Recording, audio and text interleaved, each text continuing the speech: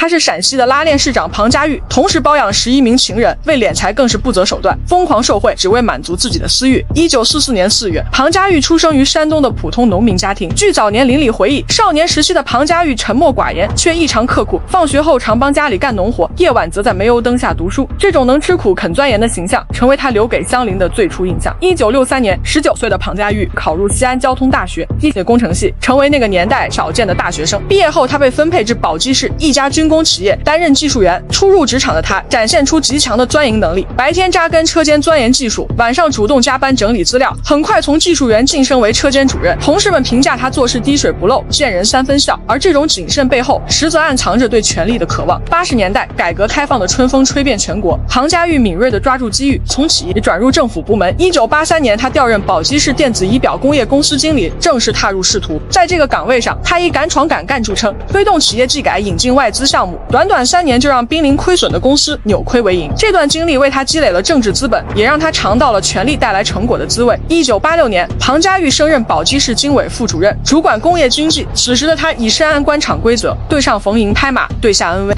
他曾多次在公开场合表示要为宝鸡工业插上翅膀，私下却利用职权为企业行方便。例如，他为一家私营电子厂违规审批土地，换来对方赠送的感谢费5万元，这是他有据可查的第一笔灰色收入。1990年，庞家玉任宝鸡市政府秘书长，成为市长身边的红人。他精心揣摩领导心思，将办公室事务打理得滴水不漏，甚至能提前预判市长的需求。这种贴心让他在1993年顺利当选宝鸡市副市长，分管城建、工业2大领域。1996年，庞家玉迎来仕途巅峰，他以高票当选市长。就职演说中，他慷慨陈词：“我庞家玉若贪1分钱，枉1份法，就请市民砸了我的办公室。”台下掌声雷动，没人能想到这句誓言将在日后成为笑柄。1998年，他再进一步，任宝鸡市委书记，集大权于一身，成为这座城市名副其实的一把手。庞家玉主导的首个重大项目是冯家山引水工程，一项旨在解决宝鸡市区供水难题的民生工程。该工程最初立项预算为1.33亿元，然而在他的操控下，实际投资飙升至3.09亿元。工程招标阶段，他绕过公开程序，将核心标段交给关系户张某。张某为感谢他，不仅送上现金20万元，还承诺工程利润的10%作为分红。施工中，庞家玉对偷工减料、违规操作视而不见，甚至在监理部门提出质疑时，以影响工程进度为由将其调离。1999年工程试运行期间，主干管多次爆管，导致市区大面积停水，居民不得不排队接水，而他却在办公室里收受张某送来的分红50万元。除了引水工程，宝鸡市财政证券公司的成立也是他权力滥用的典型案例。1997年，他违规批准成立该公司，并任命亲信李某为总经理。李某随即开展违规国债回购，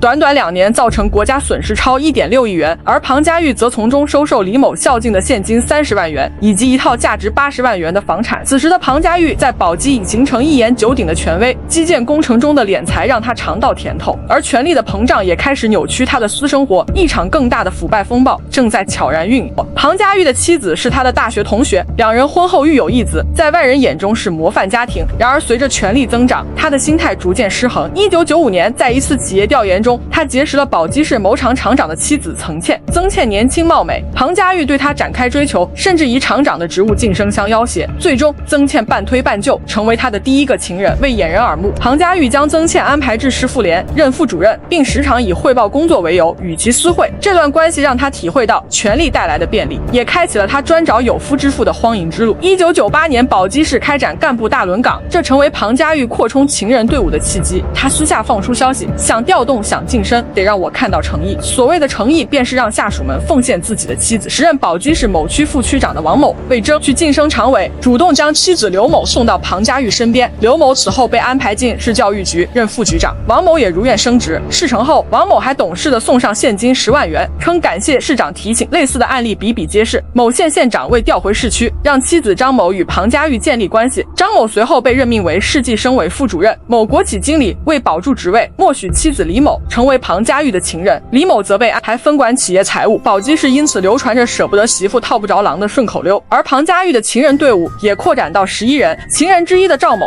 其丈夫是宝鸡市某中学教师。庞家玉不仅将赵某调入市电视台任副台长，还利用职权让他承接了市政府的宣传片制作项目。该项目预算1050万元，实际成本仅60万元，赵某从中获利90万元，随后分给他40万。情人李某的弟弟因涉嫌诈骗被警方逮捕，李某向庞家家玉哭诉，他当即给市公安局局长打电话，李某的弟弟是个好孩子，可能是误会，你们再查查。随后案件被证据不足为由撤销，李某的弟弟被释。事后李某送给庞家玉一块价值15万元的劳力士手表。亲信李某掌控的宝鸡市财政证券公司在庞家玉的庇护下违规开展国债回购业务，挪用客户资金炒作股票。2000年股市暴跌，公司亏损1.6亿元，面临破产。庞家玉不仅不追责，反而指示市财政拨款5000万元填窟窿，并将李某调任市国资委副主任避风头。李某离岗前送上现金50万元，感谢栽培。权色交易与权力寻租交织，让庞家玉在宝鸡构建起一个腐败的小圈子。他以为自己做的天衣无缝，却不知11名情人的存在早已为他埋下覆灭的种子。随着情人数量增多，矛盾逐渐显现。2001年，庞家玉承诺给情人王某的丈夫晋升副市长，却因名额有限，将职位给了另一位情人的丈夫。王某怒不可遏，当众与庞家玉争吵，甚至威胁要捅出所有事。为平息事态，庞家玉给了王某50万元封口费，但这反而让其他情人意识到威胁的作用。此后情人之间相互攀比，争风吃醋，有人向他索要房产，有人要求安排子女进国企，他疲于应付，破绽也越来越多。庞家玉非常善于利用职务之便，对下属官员的妻子进行威逼利诱，迫使他们就范。在短短几年时间里，庞家玉先后与11名有夫之妇成为了情人，在宝鸡市形成了一股极其恶劣的风气，因此他也被人戏称为拉链市长。为了维持与这些情妇的关系，庞家玉不仅在生活上给予他们优厚的待遇，还利用手中的权力为他们的丈夫谋取私利。例如在庞家玉的支持下，曾倩的丈夫李思明成立了一家金融投资公司，并担任公司总经理。庞家玉的情妇梁梅和郑杰的丈夫担任副总经理。该公司在未取得经营金融业务许可证的情况下，长期非法从事金融业务活动。他们通过虚开国债代保管单、国库券收款凭证等手段，敛财超过了上亿元，并将这些资金用于房地产开发等风险投资项目。庞家玉利用自己的职务影响力，为该公司的非法经营活动保驾护航，使其在宝鸡市金融市场上肆意妄为。在公司的运作过程中，庞家玉的情妇们也发挥了重要作用。曾倩利用自己与庞家玉的关系，帮助公司拉拢了许多政府部门和企业的存款，为公司提供了大量的资金支持。梁梅和郑杰则负责与其他金融机构和企业进行沟通协调，处理各种业务往来和关系维护。他们从中获取了巨额的利益回报，过上了奢华的生活。仅仅1年时间，该公司就取得1.2亿的黑色收入，情妇们个个发财，对庞家玉更是百依百顺。而这些非法所得，很大一部分都被庞家玉和他的情妇们挥霍一空，用于购买豪车、豪宅、奢侈品，以及出国旅游、享受高档消费等。曾倩的丈夫李思明在庞家玉的支持下，成立了一家金融投资公司，并担任总经理。庞家玉的种种恶行引起了宝鸡市干部群众的强烈不满。从他担任市长期间开始，就不断有人对他进行举报。然而这些举报在长达8年的时间里，都未能让他受到应有的惩处。他不仅利用自己的权力和人脉关系对举报人进行打压和威胁，还通过各种手段掩盖自己的犯罪事实，使得调查工作进展缓慢。然而正义或许会迟到，但永远不会缺席。最终上级对庞家玉的问题展开了全面调查。2006年5月中旬，专案组进驻宝鸡市，从银行流水再到庞家玉的固定房产入手，很快就摸清了这次犯罪的证据。面对铁证，庞家玉终于无法再抵赖。2008年6月28日，法院对庞家玉作出1审判决，判处他有期徒刑11年。曾经风光无限的市长大人，最终沦为了阶下囚，为自己的贪婪和腐败付出了沉重的代价。